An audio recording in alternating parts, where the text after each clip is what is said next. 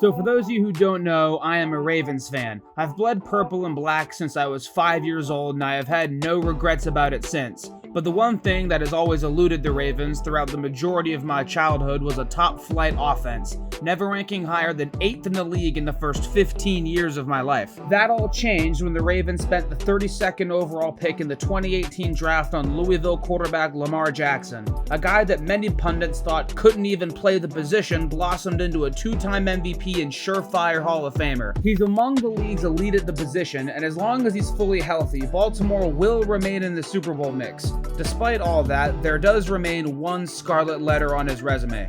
What exactly does Lamar need to do to be a top 5 quarterback? I mean, I don't know. Not every single year of the worst game of his season in the playoffs. Yeah, Lamar's built himself a reputation as a playoff choker. Whenever some talking head spews utter nonsense on Jackson's image, the easy way out is to just shift the goalpost to his postseason play. But to just about everyone, it's hard to deny it. I mean, look at the stats. They're not very pretty. I think it'd be foolish of me to sit here and claim that Lamar is actually amazing in the playoffs and he just has no help, but I think a lot of context is missing when it comes to Lamar's playoff career.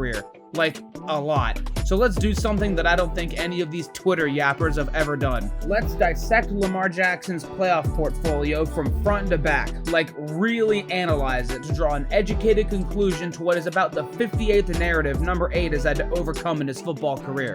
Do you know how easy this is for me? Do you have any fucking idea how easy this is? This is a fucking joke. This was pretty much Lamar Jackson's honeymoon phase. The rookie stepped in for an injured Joe Flacco and for a team that was 4-5 and seemingly dead in the water. So much so that it appeared that the head coach already had one foot out the door. This all changed when Jackson stormed in, went 6-1, and stole the AFC North from the crumbling Pittsburgh Steelers. Lamar's playoff debut was against the Los Angeles Chargers, who the Ravens had just played and beat 2 weeks before in their house, no less. The rematch is at home this time, but it seems like the offense didn't get the memo. The first 55 minutes of this game was an offensive disaster class. Baltimore couldn't secure the ball to save their life, which unfortunately is going to be a theme, and LA jumps to a 23-3 lead with under 8 minutes left. Obviously, the Ravens lost, but real quick, let me get a few points out of the way. Number one, if you're using this game as ammo to undermine Jackson 5 years later, then you're just dumb. But more importantly, number two, both Baltimore's and LA's game plan needs to be discussed. So like I said earlier, these squads faced off 2 weeks prior, with Baltimore coming out on top 22-10. Jackson had his best performance his rookie season, throwing for over 200 yards for the first time in his career and had a passer rating over 100. The Chargers noted that letting Jackson run wild was a recipe for disaster, so they installed a genius defensive game plan to contain Lamar. LA opted to go small, trotting out 7 defensive backs on the field, swapping in their athletic safeties in Adrian Phillips and Derwin James at linebacker. The Ravens adjusted nothing. Granted, throwing the ball deep is a pretty unreliable strategy when your best wide receiver is 31-year-old Michael Crabtree, which by the way is also going to be a theme, but any offensive coordinator with a functioning brain cell would see a defense with only one deep safety and decide to attack downfield. But no. Marty Mornhinweg just decided to bash his head against the wall until it was too late. What happened when they decided to actually attack deep downfield? Up front in the run game, had to be what you do.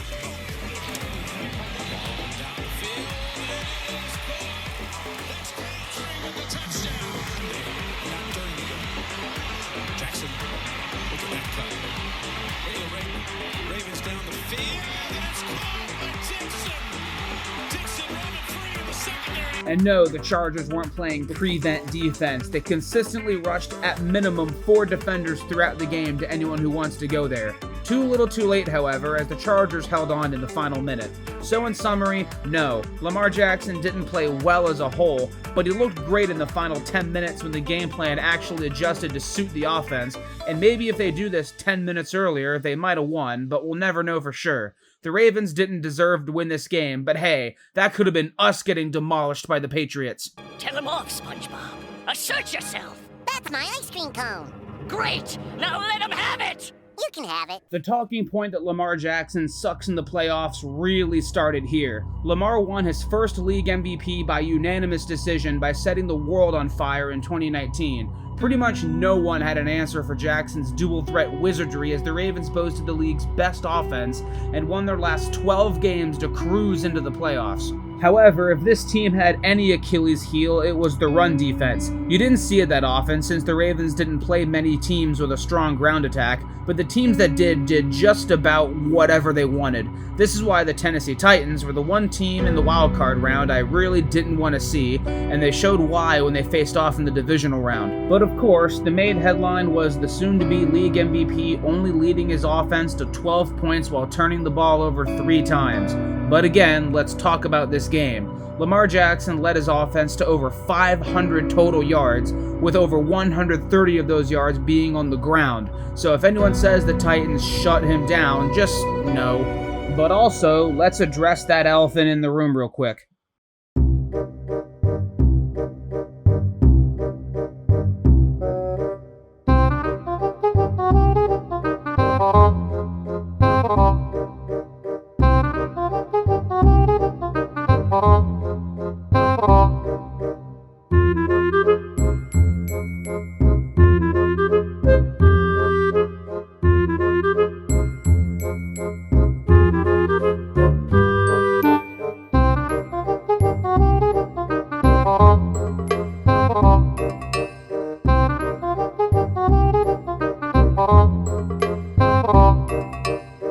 I smell a good 20 points minimum left on the board here. Some of these drops are inexcusable. Oh, and did I mention that the most lethal rushing attack in NFL history handed the ball off to their running backs a whopping 9 times all game? Also inexcusable, and also is going to be a theme too. Ultimately, the story of this game is the Ravens not being able to finish drives. Intercepted off a pass that hit a Pro Bowl tight end right in the hands. Stuffed on 4th and 1. Incredible throw and catch from Jackson and Marquise Brown setting up 1st and goal. Only 3 points. Stuffed on 4th and 1 again, this time in the red zone. Horrible interception inside Tennessee's 35-yard line.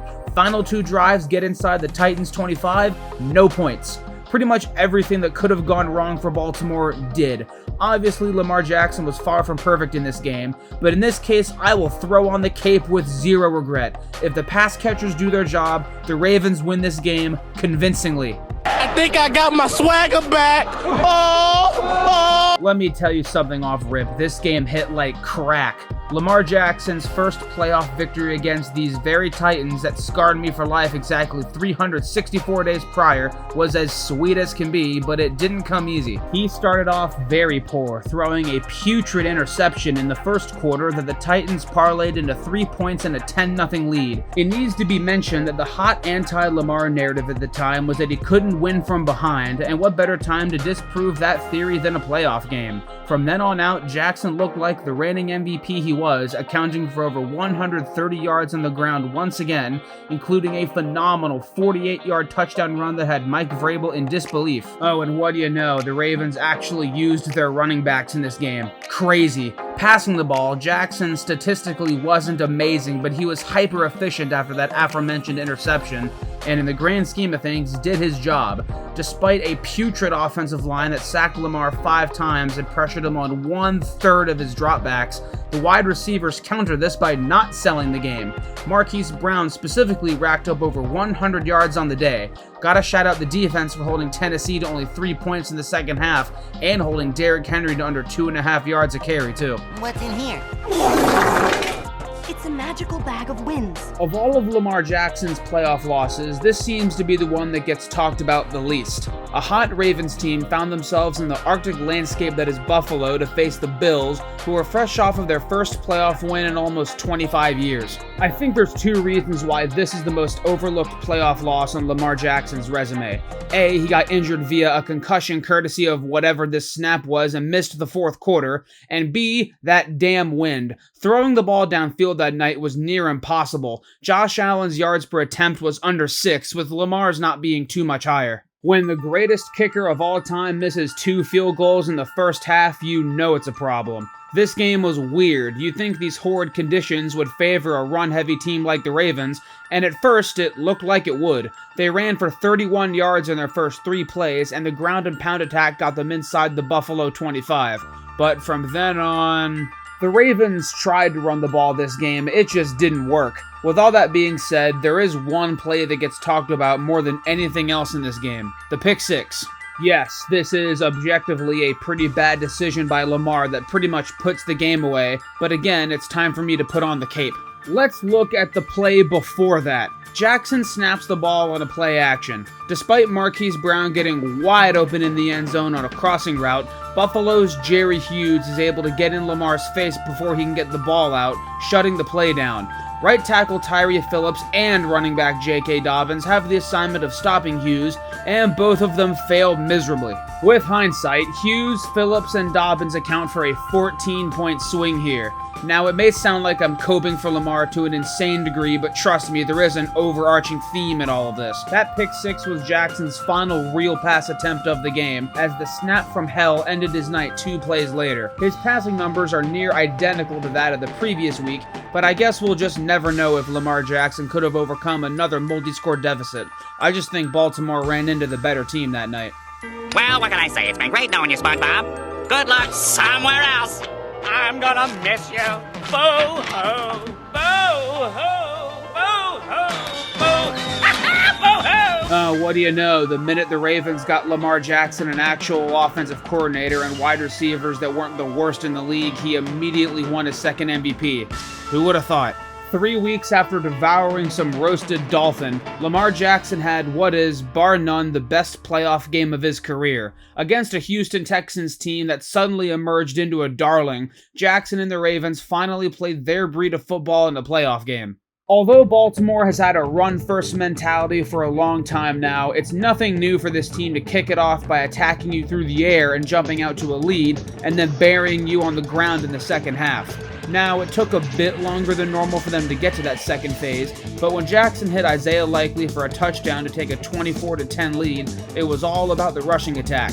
Lamar Jackson was his most efficient self against Houston, completing 16 of 22 passes and scoring 4 touchdowns, 2 through the air and 2 on the ground, and had a passer rating of 121.8. Given how people talk about Lamar Jackson in the current day, you'd think this game never happened, but it's what happened next week that takes up all the headlines. And now we're left with what happened the week after.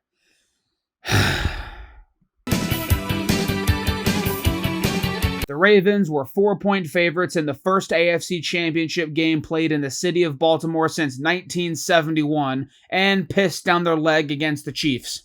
It didn't appear that way at first, though. After Kansas City struck first, Lamar Jackson responded with a huge 4th down conversion and a phenomenal individual effort to avoid a sack and hit rookie Zay Flowers in the end zone to tie the game.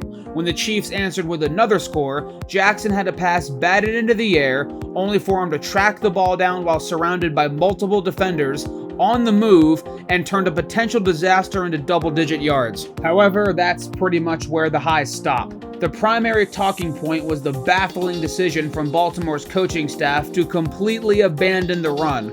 Despite boasting 2 800-yard rushers, with one of them being Lamar himself, the Ravens handed the ball off to a running back a mere 6 times all game.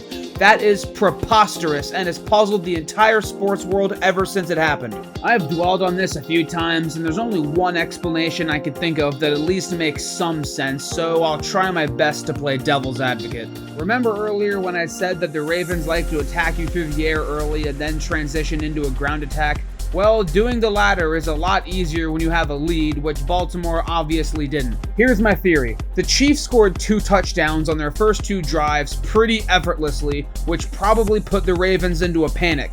They likely assumed that KC was going to drop a 40 bomb, so they felt the need to not waste any time, so they just ditched the game plan prematurely. It's even worse in hindsight when you realize that the defense pitched a second half shutout, so all that panic was for nothing anyways. But that's enough yapping. Let's get to the point of this video. Lamar Jackson. This game's smoking gun was this interception in triple coverage in the 4th quarter that virtually killed off any chance of winning. Similar to the pick 6 in Buffalo, let's talk about it. Now, what I'm about to say doesn't justify the pass itself, but it's still worth noting. This is defensive pass interference. It is clear as day. Yes, the ball was getting picked regardless. That doesn't impact whether or not it's a penalty. People call this triple coverage because the tertiary defender comes in and just throws Isaiah Likely off his route, which should have given Baltimore 1st and goal at the 1-yard line. This was the plan. Jackson straight up said so after the game that he saw Tampa 2 and knew Shamari Connor would bump into Likely, so he heaved it into Valhalla anticipating the flag, but none came. Now, disregarding the fact that Travis Kelce gets this call 10 times out of 10, this doesn't make it smart. This officiating crew wasn't exactly trigger happy with penalties during the game. Hell, the Ravens got a questionable holding call that negated a Chiefs touchdown earlier in the game. This isn't an unfair refs issue. With that being said, why are you flag hunting in the playoffs? Odell is right there, man. Just take the yards. Combine this with a back-breaking Zay Flowers fumble at the goal line. Seriously, what is it with this team and goal line turnovers in playoff games? Shit's getting old. And you have probably the second most devastating loss in franchise history. And just like that, all the conversations about Lamar Jackson's playoff resume, or lack thereof, flared up again. And that brings us to now. The acquisition of former franchise antagonist Derrick Henry has the Ravens as a contender once again, but the honeymoon phase with this core is long over. As long as Lamar Jackson is available and the defensive philosophy remains intact, the regular season is a formality. They will win double-digit games and have at least a chance of going on a run. The playoff talk will consist until Jackson wins a Super Bowl though, fair or not. With everything put into perspective, here's the conclusion. Does Lamar Jackson need to be better in January? Yes. Is the talking point that he sucks in the playoffs overblown? Also yes. Trying to put as much bias aside as possible, I feel like the mind-numbing coaching decisions and grade school errors come to mind much more than Lamar Jackson's play. Not adjusting the game plan until the final few minutes in 2018, the death by 1,000 drops in 2019, the bad snaps in 2020, the QB sneak on the 2-yard line, and the handoff to a tight end on 3rd and short. No, I am not kidding. In 2022, when Jackson wasn't even there, and the goal line fumble in 2023. It's all a hodgepodge of mistakes that I don't expect from a team as talented as this one. Lamar himself is, of course, not without fault. Some of his mistakes in his worst games are unacceptable, and a quarterback of his caliber shouldn't be making the mistakes he makes sometimes. But Baltimore's playoff woes are not strictly a Lamar Jackson problem. It's a Ravens offensive personnel problem. Hopefully, with the addition of Henry, the Ravens won't jump to abandoning the run so quickly this time. If the Ravens can clear that dreaded mental hurdle, then the sky's the limit for what this team can do, but they've got to do it first. Just the next time when one of Lamar Jackson's detractors criminally underrates him because of playoff performance, just remember that he's fresh off a postseason where he had 5 touchdowns to 2 turnovers, with a 6th touchdown being fumbled at the 1-inch line and one of the turnovers being wrongfully withheld. Please and thank you.